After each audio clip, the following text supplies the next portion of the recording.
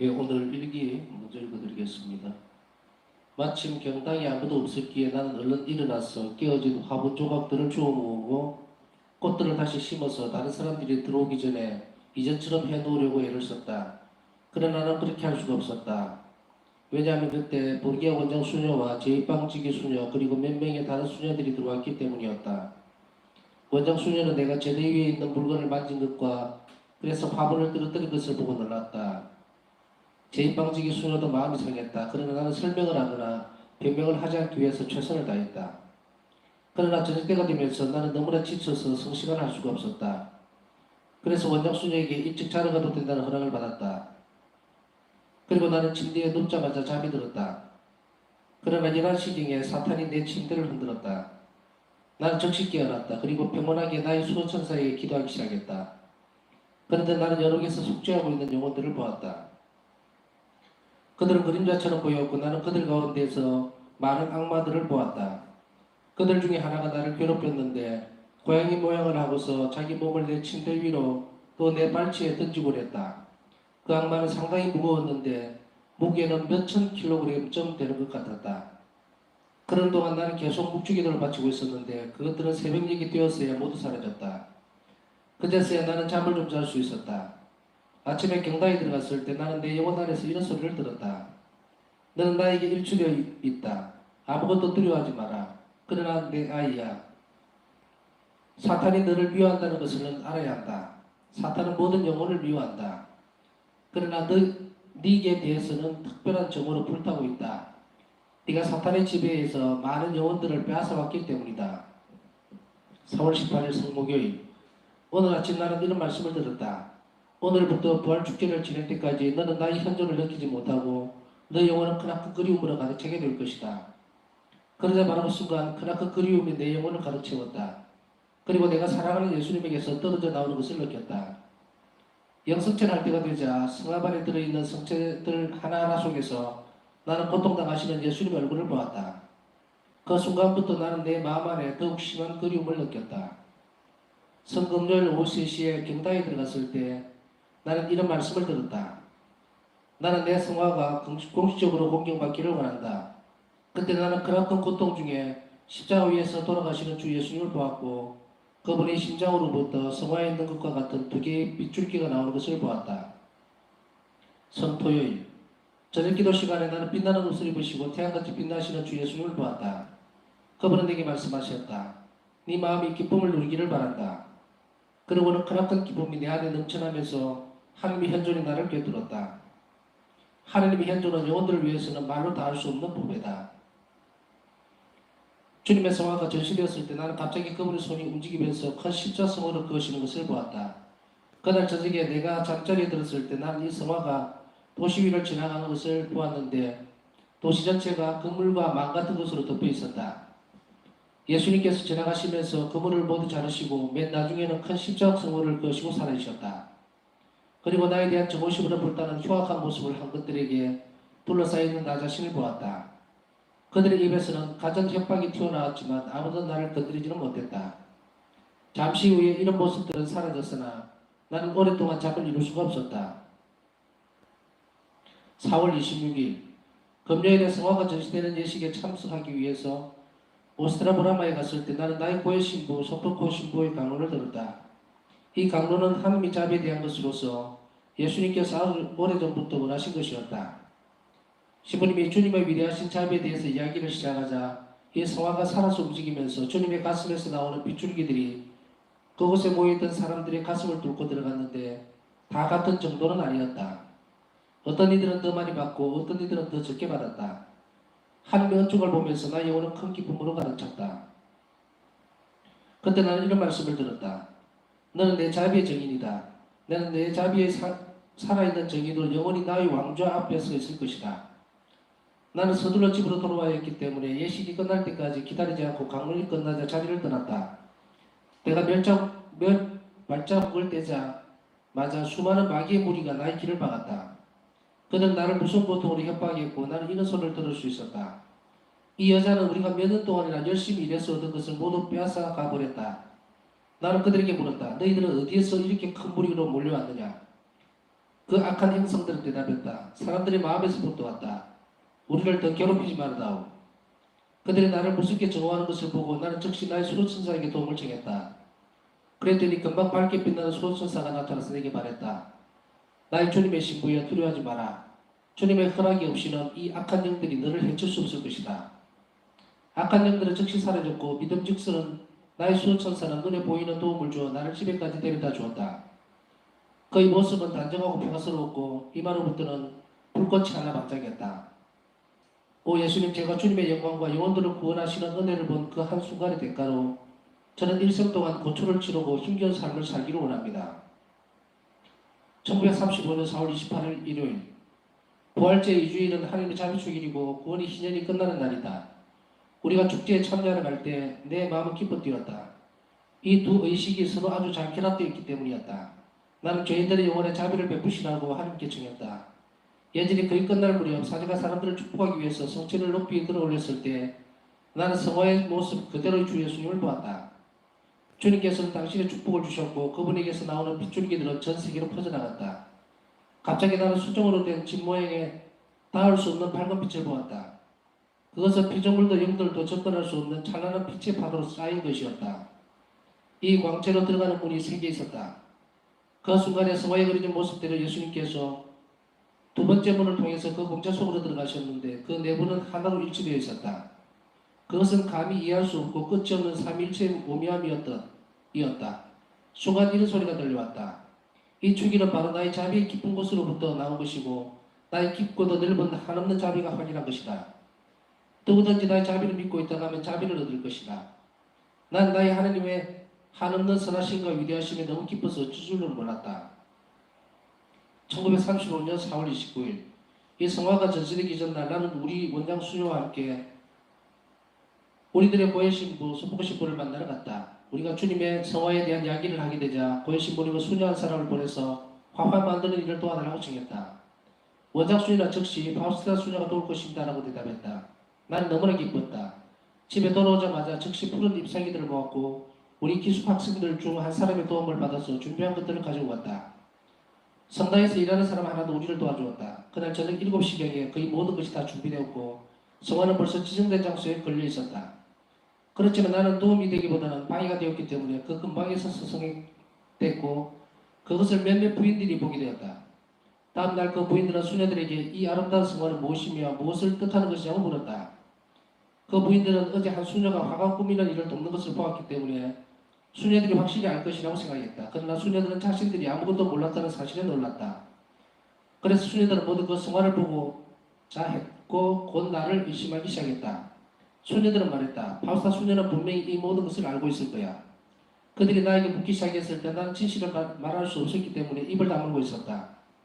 그러나 내 침묵이 그들의 호기심을 더 크게 만들었고 나는 말을 해도 된다는 허락이 없었기 때문에 거짓말을 하지도 않고 진실을 말하지도 않기 위해서 더 굳세게 입을 다물었다. 그러자 그들은 불쾌한 감정을 드러내면서 나를 공개적으로 꾸짖기 시작했다. 어떻게 해서 외부인들은 이 일에 대해서 다 알고 있는데 우리만 아무것도 모르고 있다는 말입니까? 그들은 나에 대해 여러 가지로 판단하기 시작했다. 나는 4월 동안 무척 고생을 했으나 신비한 힘이 내 영혼을 지켜주었다. 나는 이 며칠 동안에 하나님과 그분의 자비의 은혜를 받은 영혼들을 위해서 고통받았다는 것 때문에 행복했다. 이 며칠 동안에 하나님의 자비가 그렇게도 많은 영혼들에게 내리는 것을 보면서 나는 가장 큰 고통과 고생이라고 할지라도 그리고 그것들이 세상의 마지막 날까지 계속된다고 할지라도 아무것도 아니라고 생각했다. 왜냐하면 아무리 큰 고통과 고생이라고 해도 결국은 끝날 것이지만 고통에서 구원된 영혼들은 영원히 살 것이기 때문이다. 나는 다른 사람들이 행복의 원천인 하나님 자비의 품으로 돌아오는 것을 보고 크나큰 기쁨을 느꼈다.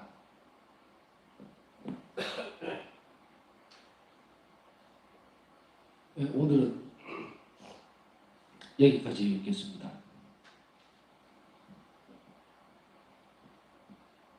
우선 파우스타 성녀 일기를 묵상하기 전에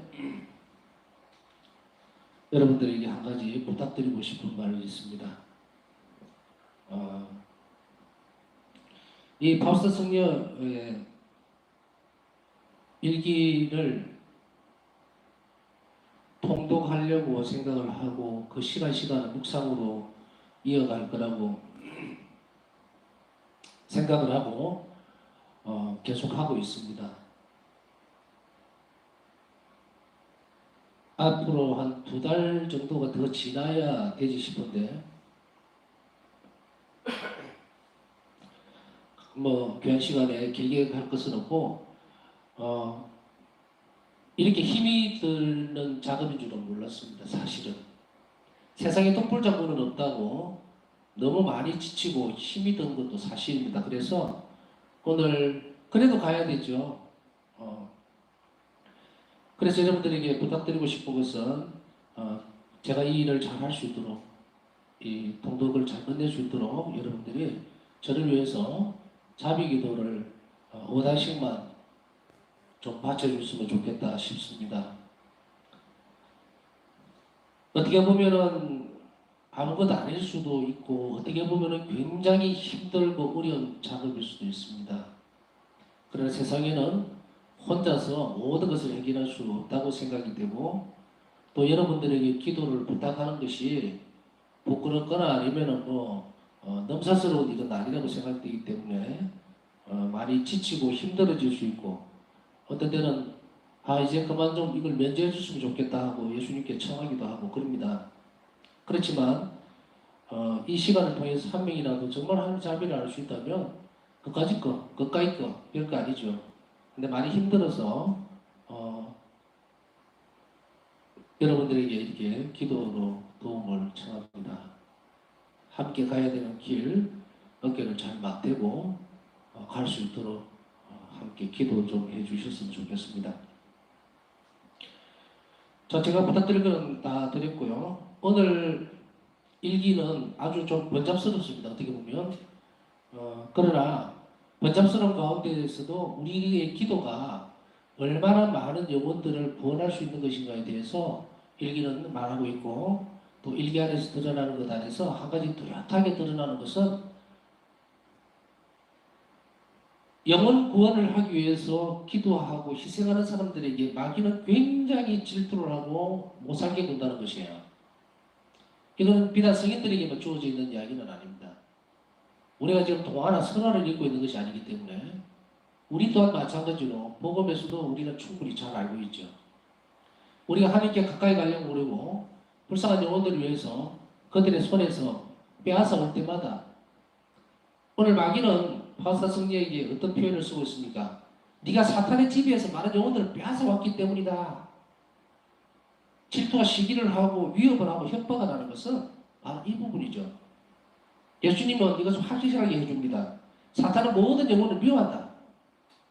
사탄이 좋아하는 영혼은 아무도 없습니다. 그 중에서도 특히 그리스도인들, 성체를 모시는 영혼들, 그 영혼들을 정말 미워하죠. 왜냐하면 그들은 기도할 줄 알기 때문이에요. 미사 중에, 은연 중에 우리가 알든 모르든 미사에 참석하고 미사에 성체성사에 참여를 한다는 것은 예수님께서 오로지 이 미사 성제라는 게 뭡니까? 구원 사업이에요. 미사를 통해서 영혼들을 적극적으로 예수님께 직접 구원하시기 때문에 여기에 참석하고 있는 사람들에게 또 그들이 기도를 못하도록 마귀는 온갖 방법을 다 동원을 합니다. 심지어는 누구에 대한 불안하든지 누구에 대한 미움이라든지 이런 걸 불러일으키는 걸로 인해서 나는 우리 성당에 가니까 누구누가 싫어. 그러니까 안 가야 되겠다. 눈치 못 채죠. 떼내려고 하는 거를. 신학교 있을 때에 방학 때마다 드리는 구일기도가 있었어요. 정확한 내용이 오랜 시간이 지나서 잘 기억은 안 나는데 그 내용 중에 이런 부분들은 기억이 납니다. 세속과 마귀에게서 지켜주세요. 대충 이런 내용이에요. 그것은 뭐냐면은 이제 신학생 때 방학을 하면은 집으로 가야 되죠. 그 방학 동안에 마치고 다시 개학이 돼서 학교로 돌아올 때 안 오는 학생들이 성수를 잃어버리는 학생들이 왕왕 있습니다. 그래서 공동체가 방학을 하기 이전에 9일 동안 예수님께 청을 하죠. 세속과 육신과 마귀의 유혹에서 지켜주시고 어머니 보살핌 속에서 다시금 신학교에 돌아올 수 있도록 지켜주십시오 하는 부의기도를 바쳤던 기억이 납니다. 우리가 농담으로 그런 이야기를 했었어요. 신학교에 마귀들이 제일 많이 산다. 왜냐하면 신자들 이건 어떤 바라서 때문에 그런 건 아닙니다. 신자들 영혼들을 주님에게서 떼내가는 것보다 신학생들, 신부되려고 하는 성수자들, 이들을 한 명 빼앗아가는 것이 이들에게는 어마어마한 투자 효과, 투자라기보다는 그런 가치가 있는 일이라고. 파사 성경가 이 자비기도뿐 아니고 하나님의 자비를 청하면서 온전히 의탁하는 삶을 했기 때문에 살았었기 때문에 아주 특별한 정보를 받았죠. 파우스타 성경뿐 아니고 우리 가운데 누구라도 영혼을 사랑하고 불쌍히 여기고 그들에게 자비를 베풀고 하는 그 사람은 많은 방해를 받습니다. 그러나 여기서 분명한 사실 하나는 아무리 마귀가 그 영혼을 괴롭힌다고 해도 하나님의 허락 없이는 어떤 것도 할 수 없다는 것을 알아들어야 돼요. 그래서 두려워하거나 무서워할 필요가 없습니다. 바울사 성령에게 있었던 이런 그 마귀의 공격은 많은 성인들에게서도 발견되지만 우리 자신들에게도 수시로 올 수 있는 일들이 됩니다. 보이지 않는 영적인 유혹이라든지 아니면 다른 쪽으로 시선을 돌리려고 하는 시도라든지 나 성당에 가니까 별 들을 것도 없고 오히려 신천지나 이런 데 가면 솔직하니 뭘 들을 거 성사가 없는 곳은 천국도 보장되어 있지 않습니다. 절대로. 성체 성사를 통해서 하나님께서 당신 자신을 가장 완전하게 드러내 주시는 모습을 우리는 교회의 2000년 역사에서 충분히 봐왔고 들어봤습니다. 그것뿐 아니라 우리는 바로 그 성체 성사를 중심으로 해서 우리 영원한 생명이 이어진다는 것을 우리는 믿음으로 잘 고백하고 있고 잘 받아들이고 있습니다. 그러한 사람들을 교회에서 한 명이라도 데리고 바깥으로 뜯어내는 것은 마귀의 아주 오래된 계획입니다. 마귀는 적극적으로 개입을 해서 우리가 하나님께 기도하지 못하도록 방해를 하고 그리고 하나님께로 향하는 우리의 발걸음을 적극적으로 막는 역할을 합니다. 자, 그래서 오늘은 첫 번째로는 우리가 두려워할 필요 없이 하나님의 사업을 끊임없이 계속해서 해가기 위해서는 뚜렷한 인식을 가져야 됩니다. 어떤 인식이냐면 내 기도가 한 영혼을 마귀의 손아귀에 잡혀있는 영혼을 끌어올 수 있다는 것. 그래서 그 우리의 희생이나 그것은 아무런 가치가 없는 것이 아니라 너무도 가치 있는 것. 주님이 가장 기뻐하시는 일. 저한테 조금 말씀을 드렸죠. 하나님 뜻은 한 가지예요. 우리를 구원하시는 것. 우리를 구원하시면서 또 우리에게 바라는 것이 무엇일까요? 내 안에서의 하나님 뜻은 구원 사업에 적극적으로 개입해서 자비로운 행위를 하는 것입니다. 그게 하나님 뜻이에요. 자비 신심에서 하는 것을 바로 가톨릭 교회 안에서의 중요한 핵심이기도 합니다. 하나님께 의탁하고 이웃에게 자비로운 것. 그게 하나님 뜻이에요. 그것을 위해서 이제 세부적으로 어떤 특성과 어떤 상황들을 또 어떤 기도들을 해야 될 것인지를 우리가 적극적으로 모색해 나가면서 실천하는 것이 중요하겠죠. 그리고 첫째는 우리는 주님 앞에서 우리 기도가 아주 미미하고 또 우리 희생이나 또 우리의 노력들이 아주 작다고 하더라도 보잘것없다 하더라도 그것을 주님께 내어드리면서 한 영혼을 구원할 수 있다면 그것을 우리의 큰 기쁨으로 삼겠습니다 한다면 그 영혼이 즉시로 구원될 수 있는 길이 마련이 되었습니다. 그리고 또 한 가지는요. 부활축일 제2주일인 자비축일에 대해서 말씀을 하고 있는데 이것을 설명할 수는 없어요. 지금 이거 하다가는 날 셉니다. 그래서 제가 이미 그 부활 제2주일에 대해서는 동영상으로 강의를 4강의에서 제가 설명을 해놨기 때문에 그것을 보시면 되겠습니다.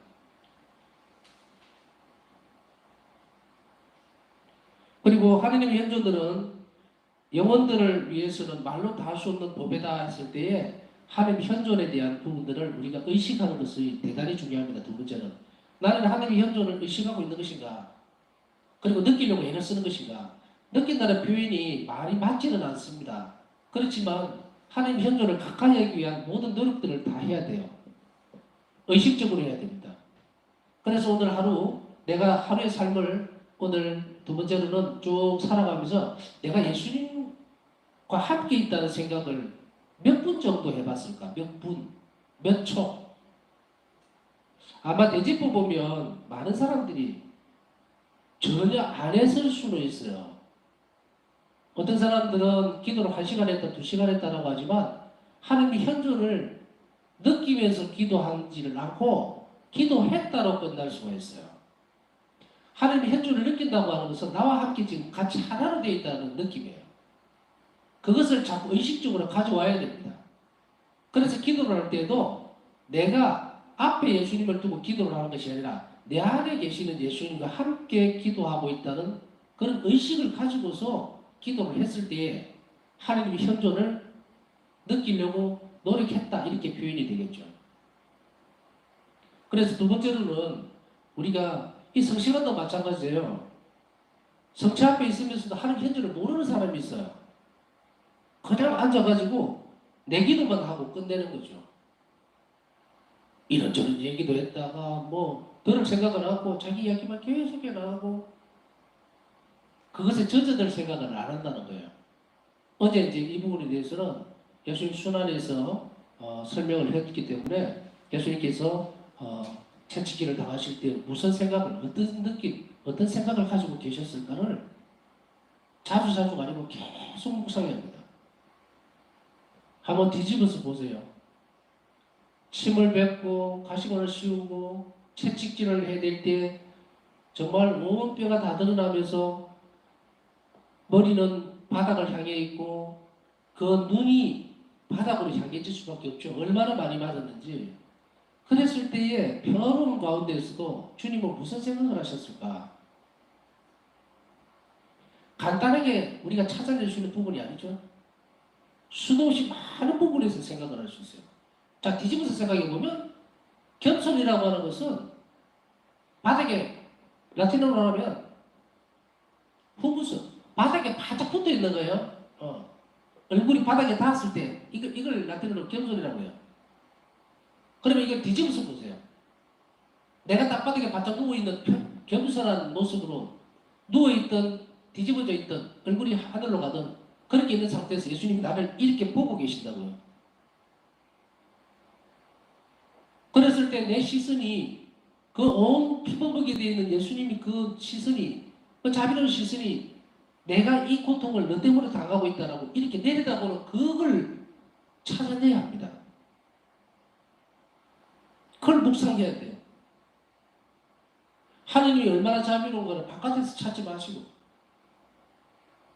내 삶이 이런데 내 처지가 이런데 내 꼴이 이런데 몸도 아프고 돈도 없고 백도 없고 그런데 예수님 하느님 자신이 뭐가 그렇게 나에게 자비로운가?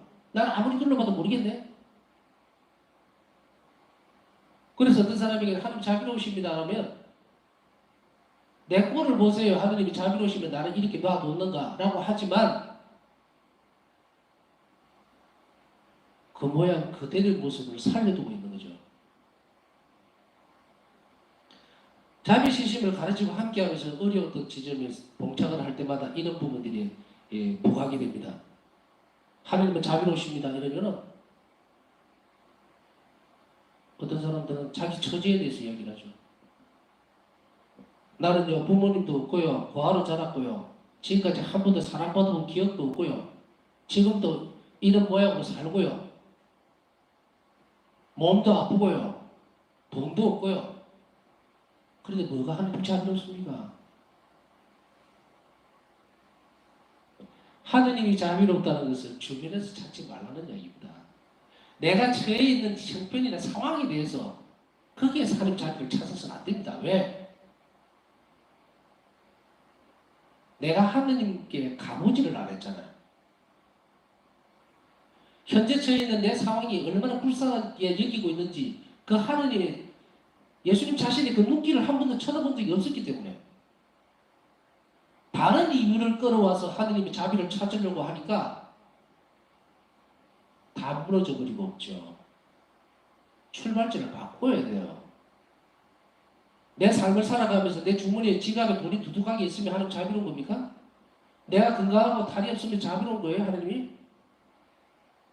그 사람들에게도 하나님이 자비롭습니까? 물으면 글쎄요, 그러지. 다 자기가 잘나서 돈 많이 벌었고 자기가 똑똑해서 학벌이 높고 자기가 본인 자신이 노력해서 건강하고 그렇게 생각하죠. 그러면 양쪽에 극단적인 이 상황을 놓고 보더라도 양쪽 다 하나님 자비를 느끼지 못해요.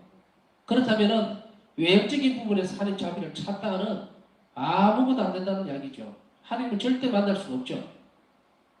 어떻게 해야 됩니까? 그래서 일전에도 말씀드렸듯이 성산으로 돌아오는 말씀드렸어요. 성산으로, 특히 성체 성산.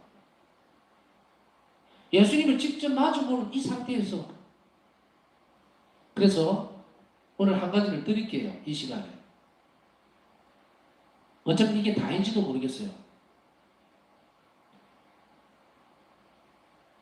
제가 오래전에 하나님 자비신심을 알기 전에 드렸던 질문이 있어요. 성체 앞에서. 그것을 여러분들이 한번 오늘 묵상 주제로 삼고 오늘뿐 아닙니다. 성체 앞에서 주님께 이렇게 말씀을 여쭈어보세요. 예수님은 자비로우신 분이십니까? 하느님 당신은 자비로우신 분이십니까? 만일에 당신이 자비로운 분이라면 제 영혼을 깨워주십시오 해야 돼요. 이 질문에는 예수님하고 나하고 둘이만 있어야 돼요. 다른 데서 찾아서는 안 됩니다. 예수님 저에게 뭐 이런 처지 저런 처지 아까 앞에서 말씀드렸죠. 예수님 내가 몸이 이렇게 아프고 불치병에 걸렸는데 당신 정말 자비로운 분입니까? 그렇다면 난 이렇게 안 남겨두겠죠? 안 놔두겠죠? 그런데 한 번도 예수님께 질문을 제대로 해보지를 않았죠.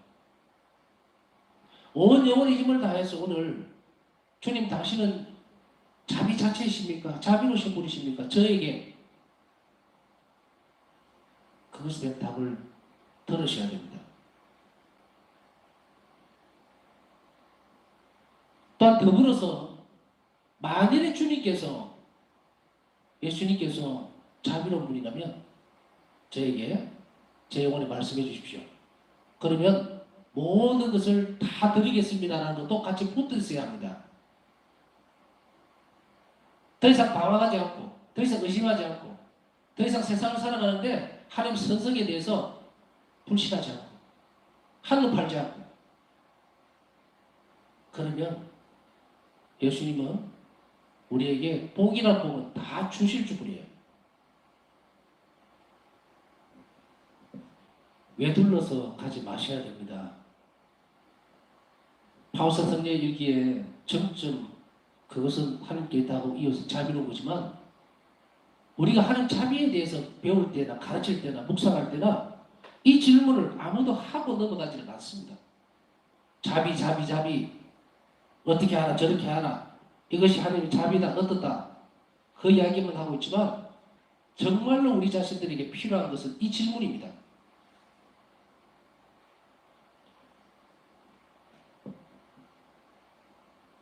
채찍질을 당하는 그 순간에 그 눈길 나를 바라보시는 그 시선 자비의 상본이 그대로 나와 있죠.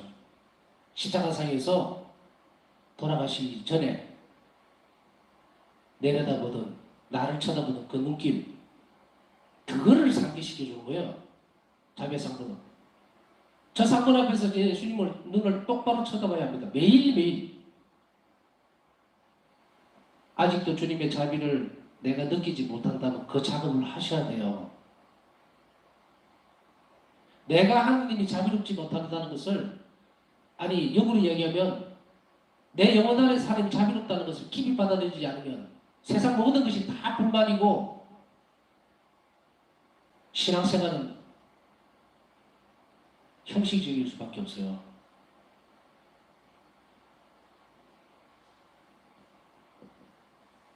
오늘은 일기 부분들 묵상하면서 제가 23년 전에 예수님께 드렸던 그 질문에 대해서 저는 답을 받았습니다. 여러분들도 답을 찾기를 바랍니다. 그러면 여러분은 정말로 복된 사람이에요. 자, 오늘 남은 시간 필요하면 이걸 베이스로 제가 말씀드린 것을 해서 기준으로 해서 오늘 남은 시간들을 주님 앞에서 진지하게 묵상하고 또 성찰하면서 필요한 은총들을 청하는 시간 가지도록 하겠습니다.